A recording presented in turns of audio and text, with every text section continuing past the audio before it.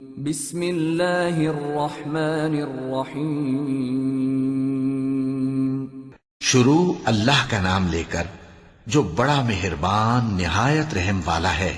سب تعریف اللہ ہی کو ہے جس نے اپنے محبوب بندے محمد صلی اللہ علیہ وآلہ وسلم پر یہ کتاب نازل کی اور اس میں کسی طرح کی کجی اور پیچیدگی نہ رکھی بلکہ سیدھی اور سلیس اتاری تاکہ لوگوں کو عذاب سخت سے جو اس کی طرف سے آنے والا ہے ڈرائے، اور مومنوں کو جو نیک عمل کرتے ہیں خوشخبری سنائے کہ ان کے لیے ان کے کاموں کا نیک بدلہ یعنی بہشت ہے جس میں وہ ہمیشہ رہیں گے، اور ان لوگوں کو بھی ڈرائے جو کہتے ہیں کہ اللہ نے کسی کو بیٹا بنا لیا ہے۔ ان کو اس بات کا کچھ بھی علم نہیں اور نہ ان کے باپ دادا ہی کو تھا۔ یہ بڑی سخت بات ہے جو ان کے منہ سے نکلتی ہے، اور کچھ شک نہیں کہ یہ جو کچھ کہتے ہیں محض جھوٹ ہے۔ اے پیغمبر، اگر یہ اس کلام پر ایمان نہ لائیں تو شاید تم ان کے پیچھے رنج کر کر کے اپنے تئیں ہلاک کر دو گے۔ جو چیز زمین پر ہے ہم نے اس کو زمین کے لیے زینت بنایا ہے تاکہ لوگوں کی آزمائش کریں کہ ان میں کون اچھے عمل کرنے والا ہے، اور جو چیز زمین پر ہے ہم اس کو نابود کر کے بنجر میدان کر دیں گے۔ کیا تم خیال کرتے ہو کہ غار اور لوح والے ہماری نشانیوں میں سے عجیب تھے؟ جب وہ نوجوان غار میں جا رہے تو کہنے لگے کہ اے ہمارے پروردگار، ہم پر اپنے ہاں سے رحمت نازل فرما اور ہمارے کام میں درستی کے سامان مہیا کر۔ تو ہم نے غار میں کئی سال تک ان کے کانوں پر نیند کا پردہ ڈالے رکھا، یعنی ان کو سلائے رکھا، پھر ان کو جگا اٹھایا تاکہ معلوم کریں کہ جتنی مدت وہ غار میں رہے دونوں جماعتوں میں سے اس کی مقدار کس کو خوب یاد ہے۔ ہم ان کے حالات تم سے صحیح صحیح بیان کرتے ہیں۔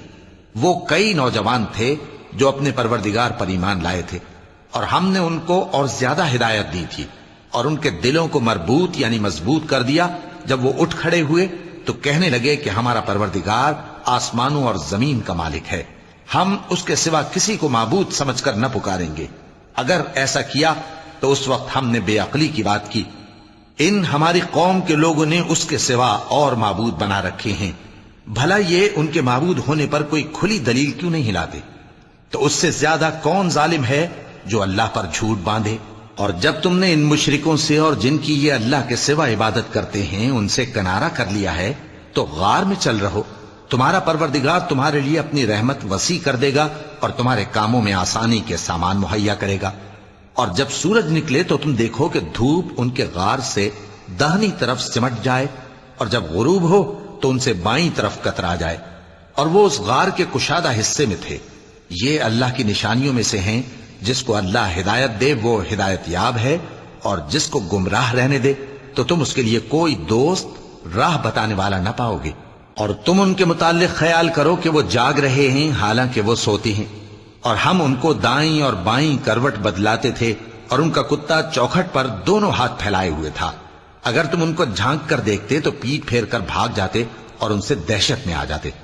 اور اسی طرح ہم نے ان کو اٹھایا تاکہ آپس میں ایک دوسرے سے دریافت کریں۔ ایک کہنے والے نے کہا کہ تم یہاں کتنی مدت رہے؟ انہوں نے کہا کہ 1 دن یا اس سے بھی کم۔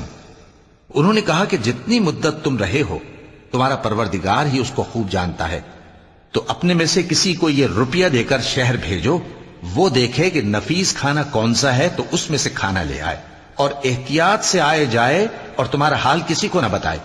اگر وہ تم پر دسترس پا لیں گے تو تمہیں سنسار کر دیں گے یا پھر اپنے مذہب میں داخل کر لیں گے، اور اس وقت تم کبھی فلاح نہیں پاؤ گے۔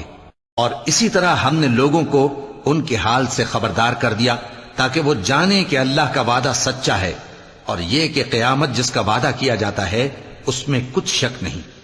اس وقت لوگ ان کے بارے میں باہم جھگڑنے لگے اور کہنے لگے کہ ان کے غار پر عمارت بنا دو۔ ان کا پروردگار ان کے حال سے خوب واقف ہے۔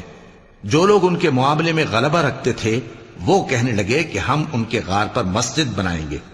بعض لوگ اٹکل پچو کہیں گے کہ وہ 3 تھے اور چوتھا ان کا کتا تھا، اور بعض کہیں گے کہ وہ 5 تھے اور چھٹا ان کا کتا تھا، اور بعض کہیں گے کہ وہ 7 تھے اور 8واں ان کا کتا تھا۔ کہہ دو کہ میرا پروردگار ہی ان کے شمار سے خوب واقف ہے، ان کو جانتے بھی ہیں تو تھوڑے ہی لوگ جانتے ہیں۔ تو تم ان کے معاملے میں بحث نہ کرنا مگر سرسری سی بحث، اور نہ ان کے بارے میں ان میں سے کسی سے کچھ دریافت ہی کرنا۔ اور کسی کام کی نسبت نہ کہنا کہ میں اسے کل کر دوں گا، مگر انشاءاللہ کہہ کر، یعنی اگر اللہ چاہے تو کر دوں گا۔ اور جب اللہ کا نام لینا بھول جاؤ تو یاد آنے پر لے لو، اور کہہ دو کہ امید ہے کہ میرا پروردگار مجھے اس سے بھی زیادہ ہدایت کی باتیں بتائے۔ اور اصحاب کہف اپنے غار میں 9 پر 300 سال رہے۔ کہہ دو کہ جتنی مدت وہ رہے اسے اللہ ہی خوب جانتا ہے، اسی کو آسمانوں اور زمین کی پوشیدہ باتیں معلوم ہیں، وہ کیا خوب دیکھنے والا اور کیا خوب سننے والا ہے۔ اس کے سوا ان کا کوئی کارساز نہیں، اور نہ وہ اپنے حکم میں کسی کو شریک کرتا ہے۔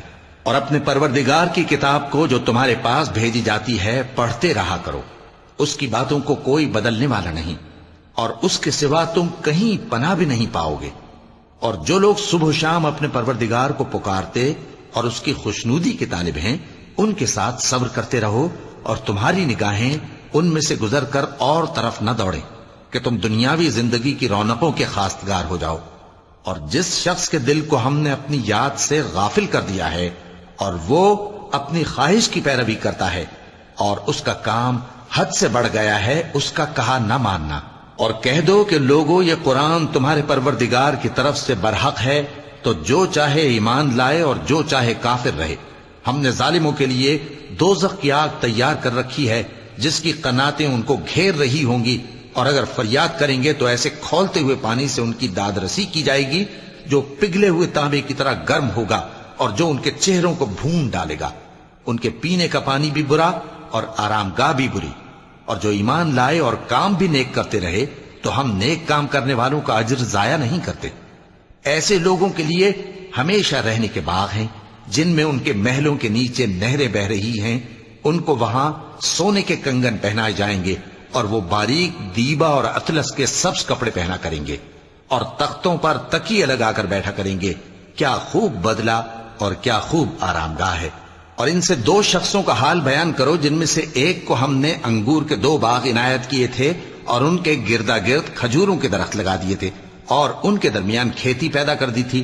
دونوں باغ کثرت سے پھل لاتے اور اس کی پیداوار میں کسی طرح کی کمی نہ ہوتی، اور دونوں میں ہم نے ایک نہر بھی جاری کر رکھی تھی، اور اس طرح اس شخص کو ان کی پیداوار ملتی رہتی تھی۔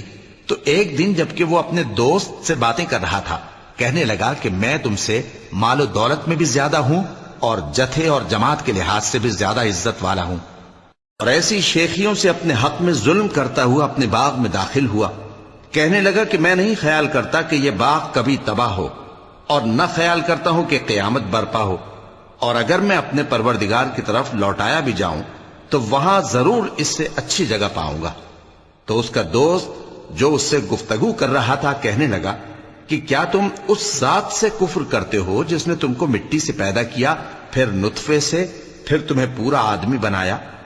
مگر میں تو یہ کہتا ہوں کہ اللہ ہی میرا پروردگار ہے، اور میں اپنے پروردگار کے ساتھ کسی کو شریک نہیں کرتا۔ اور جب تم اپنے باغ میں داخل ہوئے تو تم نے ماشاء اللہ لا قوت الا باللہ کیوں نہ کہا؟ اگر تم مجھے مال و اولاد میں اپنے سے کمتر دیکھتے ہو تو عجب نہیں کہ میرا پروردگار مجھے تمہارے باغ سے بہتر عطا فرمائے، اور تمہارے اس باغ پر آسمان سے آفت بھیج دے تو وہ صاف میدان ہو جائے، یا اس باغ کی نہر کا پانی گہرائی میں اتر جائے تو پھر تم اسے تلاش نہ کر سکو، اور اس کے میووں کو عذاب نے آ گھیرا اور وہ اپنی چھتریوں پر گر کر رہ گیا، تو جو مال اس نے اس پر خرچ کیا تھا اس پر حسرت سے ہاتھ ملنے لگا اور کہنے لگا کہ کاش میں اپنے پروردگار کے ساتھ کسی کو شریک نہ بناتا۔ اس وقت اللہ کے سوا کوئی جماعت اس کی مددگار نہ ہوئی اور نہ وہ بدلہ لے سکا۔ یہاں سے ثابت ہوا کہ حکومت سب اللہ کی ہے، جو معبود برحق ہے وہی بہترین ثواب عطا کرنے والا اور بہترین انجام لانے والا ہے۔ اور ان سے دنیا کی زندگی کی مثال بھی بیان کر دو کہ وہ ایسی ہے جیسے پانی جسے ہم نے آسمان سے برسایا تو اس کے ساتھ زمین کی پیداوار مل کر نکلی، پھر وہ چورا چورا ہو گئی کہ ہوائیں اسے اڑاتی پھرتی ہیں، اور اللہ تو ہر چیز پر قدرت رکھتا ہے۔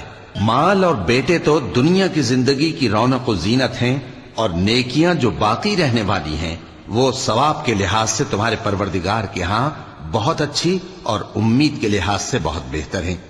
اور جس دن ہم پہاڑوں کو چلائیں گے اور تم زمین کو صاف میدان دیکھو گے اور ان لوگوں کو ہم جمع کر لیں گے تو ان میں سے کسی کو بھی نہیں چھوڑیں گے، اور سب تمہارے پروردگار کے سامنے صف باندھ کر لائے جائیں گے، تو ہم ان سے کہیں گے کہ جس طرح ہم نے تم کو پہلی بار پیدا کیا تھا اسی طرح آج تم ہمارے سامنے آئے، لیکن تم نے تو یہ خیال کر رکھا تھا کہ ہم نے تمہارے لیے قیامت کا کوئی وقت مقرر ہی نہیں کیا، اور اعمال کی کتاب کھول کر رکھی جائے گی تو تم گناہگاروں کو دیکھو گے کہ جو کچھ اس میں لکھا ہوگا اس سے ڈر رہے ہوں گے، اور کہیں گے ہائے شامت، یہ کیسی کتاب ہے کہ نہ چھوٹی بات کو چھوڑتی ہے نہ بڑی کو، کوئی بات بھی نہیں مگر اسے لکھ رکھا ہے، اور جو جو عمل کیے ہوں گے سب کو حاضر پائیں گے، اور تمہارا پروردگار کسی پر ظلم نہیں کرے گا۔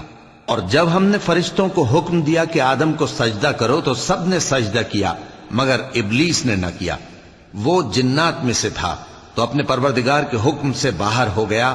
کیا تم اس کو اور اس کی اولاد کو میرے سوا دوست بناتے ہو، حالانکہ وہ تمہارے دشمن ہیں، اور شیطان کی دوستی ظالموں کے لیے اللہ کی دوستی کا برا بدل ہے۔ میں نے ان کو نہ تو آسمانوں اور زمین کے پیدا کرنے کے وقت بلایا تھا اور نہ خود ان کے پیدا کرنے کے وقت، اور میں ایسا نہ تھا کہ گمراہ کرنے والوں کو مددگار بناتا۔ اور جس دن اللہ فرمائے گا کہ اب میرے شریکوں کو جن کی نسبت تم معبود ہونے کا گمان رکھتے تھے بلاؤ، تو وہ ان کو بلائیں گے مگر وہ ان کو کچھ جواب نہ دیں گے، اور ہم ان کے درمیان ہلاکت کی ایک جگہ بنا دیں گے، اور گناہگار لوگ دوزخ کو دیکھیں گے تو یقین کر لیں گے کہ وہ اس میں پڑنے والے ہیں، اور اس سے بچنے کا کوئی راستہ نہ پائیں گے۔ اور ہم نے اس قرآن میں لوگوں کے سمجھانے کے لیے طرح طرح کی مثالیں بیان فرمائی ہیں، لیکن انسان سب چیزوں سے بڑھ کر جھگڑالو ہے، اور لوگوں کے پاس جب ہدایت آ گئی تو ان کو کس چیز نے منع کیا کہ ایمان لائیں اور اپنے پروردگار سے بخشش مانگیں، بجز اس کے کہ اس بات کے منتظر ہوں کہ انہیں بھی پہلوں کا سا معاملہ پیش آئے یا ان پر عذاب سامنے سے آ جائے۔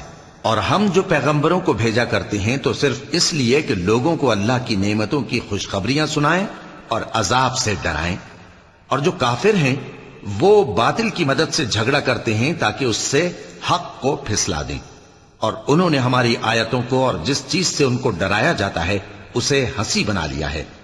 اور اس سے بڑھ کر ظالم کون، جس کو اس کے پروردگار کی آیات کے ذریعے سمجھایا گیا تو اس نے ان سے منہ پھیر لیا، اور جو اعمال وہ آگے کر چکا اس کو بھول گیا۔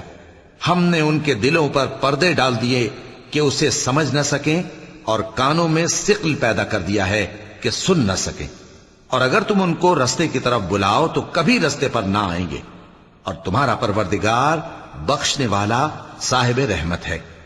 اگر وہ ان کے کرتوتوں پر ان کو پکڑنے لگے تو ان پر جھٹ عذاب بھیج دے، مگر ان کے لیے ایک وقت مقرر کر رکھا ہے کہ اس کے عذاب سے کوئی پناہ کی جگہ نہ پائیں گے۔ اور یہ بستیاں جو ویران پڑی ہیں، جب انہوں نے کفر کر کے ظلم کیا تو ہم نے ان کو تباہ کر دیا، اور ان کی تباہی کے لیے ایک وقت مقرر کر دیا تھا۔ اور جب موسیٰ نے اپنے شاگرد سے کہا کہ جب تک میں دو دریاؤں کے ملنے کی جگہ نہ پہنچ جاؤں ٹلنے کا نہیں، خاص صدیوں چلتا رہوں، پھر جب وہ دونوں ان دریاؤں کے سنگم پر پہنچے تو اپنی مچھلی بھول گئے، پھر اس مچھلی نے دریا میں سرنگ کی طرح اپنا رستہ بنا لیا۔ جب آگے چلے تو موسیٰ نے اپنے شاگرد سے کہا کہ ہمارا کھانا لاؤ، اس سفر سے ہم کو بہت تکان ہو گئی ہے۔ اس نے کہا کہ بھلا آپ نے دیکھا کہ جب ہم نے اس چٹان کے پاس آرام کیا تھا تو میں مچھلی وہیں بھول گیا، اور مجھے آپ سے اس کا ذکر کرنا شیطان نے بھلا دیا، اور اس مچھلی نے عجیب طرح سے دریا میں اپنا رستہ بنایا۔ موسیٰ نے کہا یہی تو وہ مقام ہے جسے ہم تلاش کرتے تھے، تو وہ اپنے پاؤں کے نشان دیکھتے دیکھتے لوٹ گئے۔ وہاں انہوں نے ہمارے بندوں میں سے ایک بندہ دیکھا جس کو ہم نے اپنے ہاں سے رحمت خاص سے نوازا تھا، اور اپنے پاس سے ایک خاص علم بخشا تھا۔ موسیٰ نے ان سے جن کا نام خضر تھا کہا کہ جو علم اللہ کی طرف سے آپ کو سکھایا گیا ہے، اگر آپ اس میں سے مجھے کچھ بھلائی کی باتیں سکھائیں تو میں آپ کے ساتھ رہوں۔ خضر نے کہا کہ تم میرے ساتھ رہ کر صبر نہیں کر سکو گے، اور جس بات کی تمہیں خبر ہی نہیں اس پر صبر کر بھی کیسے سکتے ہو؟ موسیٰ نے کہا اللہ نے چاہا تو آپ مجھے صابر پائیے گا، اور میں آپ کے ارشاد کے خلاف نہیں کروں گا۔ خضر نے کہا اگر تم میرے ساتھ رہنا چاہو تو شرط یہ ہے مجھ سے کوئی بات نہ پوچھنا، جب تک میں خود اس کا ذکر تم سے نہ کروں۔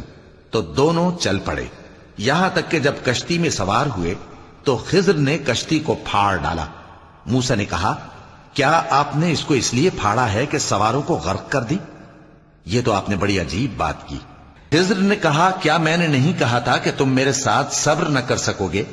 موسیٰ نے کہا کہ جو بھول مجھ سے ہوئی اس پر مواخذہ نہ کیجیے اور میرے معاملے میں مجھ پر مشکل نہ ڈالیے۔ پھر دونوں چلے، یہاں تک کہ رستے میں ایک لڑکا ملا تو خضر نے اسے مار ڈالا۔ موسیٰ نے کہا کہ آپ نے ایک بے گناہ شخص کو ناحق بغیر قصاص کے مار ڈالا، یہ تو آپ نے بری بات کی۔ خضر نے کہا، کیا میں نے نہیں کہا تھا کہ تم سے میرے ساتھ صبر نہیں ہو سکے گا؟ انہوں نے کہا کہ اگر میں اس کے بعد پھر کوئی بات پوچھوں یعنی اعتراض کروں تو مجھے اپنے ساتھ نہ رکھیے گا کہ آپ میری طرف سے عذر کے قبول کرنے میں حد کو پہنچ گئے ہیں۔ پھر دونوں چلے، یہاں تک کہ گاؤں والوں کے پاس پہنچے اور ان سے کھانا طلب کیا۔ انہوں نے ان کی ضیافت کرنے سے انکار کیا۔ پھر انہوں نے وہاں ایک دیوار دیکھی جو گرا چاہتی تھی تو خضر نے اس کو سیدھا کر دیا۔ موسیٰ نے کہا کہ اگر آپ چاہتے تو ان سے اس کا معاوضہ لے لیتے تاکہ کھانے کا کام چلتا۔ خضر نے کہا کہ اب مجھ میں اور تم میں علیحدگی، مگر جن باتوں پر تم صبر نہ کر سکے میں ان کا تمہیں بھید بتائے دیتا ہوں کہ وہ جو کشتی تھی غریب لوگوں کی تھی جو دریا میں محنت کر کے یعنی کشتیاں چلا کر گزارا کرتے تھے، اور ان کے سامنے کی طرف ایک بادشاہ تھا جو ہر اچھی کشتی کو زبردستی چھین لیتا تھا۔ تو میں نے چاہا کہ اسے عیبدار کر دوں تاکہ وہ اسے غصب نہ کر سکے۔ اور وہ جو لڑکا تھا اس کے ماں باپ دونوں مومن تھے، ہمیں اندیشہ ہوا کہ وہ بڑا ہو کر بد کردار ہوگا تو کہیں ان کو سرکشی اور کفر میں نہ پھنسا دے، تو ہم نے چاہا کہ ان کا پروردگار اس کی جگہ ان کو اور بچہ عطا فرمائے جو اخلاقی پاکیزگی میں بہتر اور محبت میں زیادہ قریب ہو۔ اور وہ جو دیوار تھی سو 2 یتیم لڑکوں کی تھی جو شہر میں رہتے تھے، اور اس کے نیچے ان کا خزانہ دفن تھا، اور ان کا باپ ایک نیک آدمی تھا۔ تو تمہارے پروردگار نے چاہا کہ وہ اپنی جوانی کو پہنچ جائیں اور پھر اپنا خزانہ نکالیں۔ یہ تمہارے پروردگار کی مہربانی ہے، اور یہ کام میں نے اپنی طرف سے نہیں کیے، یہ ان باتوں کی حقیقت ہے جن پر تم صبر نہ کر سکے۔ اور تم سے ذوالقرنین کے بارے میں دریافت کرتے ہیں، کہہ دو کہ میں اس کا کسی قدر حال تمہیں پڑھ کر سناتا ہوں۔ ہم نے اس کو زمین میں بڑا اقتدار دیا تھا اور ہر طرح کا سامان اس کو عطا کیا تھا۔ تو اس نے ایک سفر کا سامان کیا، یہاں تک کہ جب سورج کے غروب ہونے کی جگہ پہنچا تو اسے ایسا پایا کہ ایک کیچڑ والے چشمے میں ڈوب رہا ہے، اور اس چشمے کے پاس ایک قوم دیکھی۔ ہم نے کہا، ذوالقرنین، تم ان کو خواہ تکلیف دو خواہ ان کے بارے میں بھلائی اختیار کرو، دونوں باتوں کی تم کو قدرت ہے۔ ذوالقرنین نے کہا کہ جو کفر و بد کرداری سے ظلم کرے گا اسے ہم سزا دیں گے، پھر وہ اپنے پروردگار کی طرف لوٹایا جائے گا تو وہ بھی اسے بڑا عذاب دے گا، اور جو ایمان لائے گا اور عمل نیک کرے گا اس کے لیے بہت اچھا بدلہ ہے، اور ہم اپنے معاملے میں اس سے نرم بات کہیں گے۔ پھر اس نے ایک اور سامان سفر کیا، یہاں تک کہ سورج کے طلوع ہونے کے مقام پر پہنچا تو دیکھا کہ وہ ایسے لوگوں پر طلوع ہوتا ہے جن کے لیے ہم نے دھوپ سے بچاؤ کی کوئی اوٹ نہیں بنائی تھی۔ حقیقت یوں ہی تھی، اور جو کچھ اس کے پاس تھا ہم کو سب کی خبر تھی۔ پھر اس نے ایک اور سفر کا سامان کیا، یہاں تک کہ 2 اونچے سیدھے پہاڑوں کے درمیان پہنچا تو دیکھا کہ ان کے اس طرف کچھ لوگ ہیں کہ بات کو سمجھ نہیں سکتے۔ ان لوگوں نے کہا کہ اے ذوالقرنین، یاجوج اور ماجوج اس علاقے میں فساد کرتے رہتے ہیں، بھلا ہم آپ کے لیے خرچ کا انتظام کر دیں کہ آپ ہمارے اور ان کے درمیان ایک دیوار کھینچ دیں۔ ذوالقرنین نے کہا کہ خرچ کا جو مقدور اللہ نے مجھے بخشا ہے وہ بہت اچھا ہے، تم مجھے قوت بازو سے مدد دو، میں تمہارے اور ان کے درمیان ایک مضبوط رکاوٹ بنا دوں گا۔ تم لوہے کے بڑے بڑے تختے میرے پاس لاؤ۔ چنانچہ کام جاری کر دیا گیا، یہاں تک کہ جب اس نے دونوں پہاڑوں کے درمیان کا حصہ برابر کر دیا اور کہا کہ اب اسے دھوکو، یہاں تک کہ جب اس کو دھونک دھونک کر آگ کر دیا تو کہا کہ اب میرے پاس تانبا لاؤ کہ اس پر پگھلا کر ڈال دوں۔ پھر ان میں یہ قدرت نہ رہی کہ اس پر چڑھ سکیں، اور نہ یہ طاقت رہی کہ اس میں نقب لگا سکیں۔ بولا کہ یہ میرے پروردگار کی مہربانی ہے، پھر جب میرے پروردگار کا وعدہ آ پہنچے گا تو اس کو ڈھا کر ہموار کر دے گا، اور میرے پروردگار کا وعدہ سچا ہے۔ اس روز ہم ان کو چھوڑ دیں گے کہ روئے زمین پر پھیل کر ایک دوسرے میں گھس جائیں گے، اور سور پھونکا جائے گا تو ہم سب کو جمع کر لیں گے، اور اس روز ہم جہنم کو کافروں کے سامنے لائیں گے، جن کی آنکھیں میری یاد سے پردے میں تھیں اور وہ سننے کی طاقت نہیں رکھتے تھے۔ اب کیا کافر یہ خیال کرتے ہیں کہ وہ میرے بندوں کو میرے سوا اپنا کارساز بنائیں گے تو میں خفا نہیں ہوں گا؟ ہم نے ایسے کافروں کے لیے جہنم کی مہمانی تیار کر رکھی ہے۔ کہہ دو کہ ہم تمہیں ایسے لوگ بتائیں جو اعمال کے لحاظ سے بڑے نقصان میں ہیں۔ یہ وہ لوگ ہیں جن کی دوڑ دھوپ دنیا کی زندگی میں برباد ہو گئی اور وہ یہ سمجھے ہوئے ہیں کہ وہ اچھے کام کر رہے ہیں۔ یہ وہ لوگ ہیں جنہوں نے اپنے پروردگار کی آیتوں کو نہ مانا اور اس کے سامنے جانے سے انکار کیا، تو ان کے اعمال ضائع ہو گئے، سو ہم قیامت کے دن ان کے لیے کچھ بھی وزن قائم نہیں کریں گے۔ یہ ان کی سزا ہے، یعنی جہنم، اس لیے کہ انہوں نے کفر کیا اور ہماری آیتوں اور ہمارے پیغمبروں کی ہنسی اڑائی۔ جو لوگ ایمان لائے اور عمل نیک کیے ان کے لیے بہشت کے باغ بطور مہمانی ہوں گے، ہمیشہ ان میں رہیں گے اور وہاں سے مکان بدلنا نہ چاہیں گے۔ کہہ دو کہ اگر سمندر میرے پروردگار کی باتوں کے لکھنے کے لیے روشنائی ہو تو قبل اس کے کہ میرے پروردگار کی باتیں تمام ہوں سمندر ختم ہو جائے، اگرچہ ہم ویسا ہی اور اس کی مدد کو لائیں۔ کہہ دو کہ میں تمہاری طرح کا ایک بشر ہوں، البتہ میری طرف وہی آتی ہے کہ تمہارا معبود وہی ایک معبود ہے، تو جو شخص اپنے پروردگار سے ملنے کی امید رکھے چاہیے کہ عمل نیک کرے اور اپنے پروردگار کی عبادت میں کسی کو شریک نہ بنائے۔ صدق اللہ العظیم۔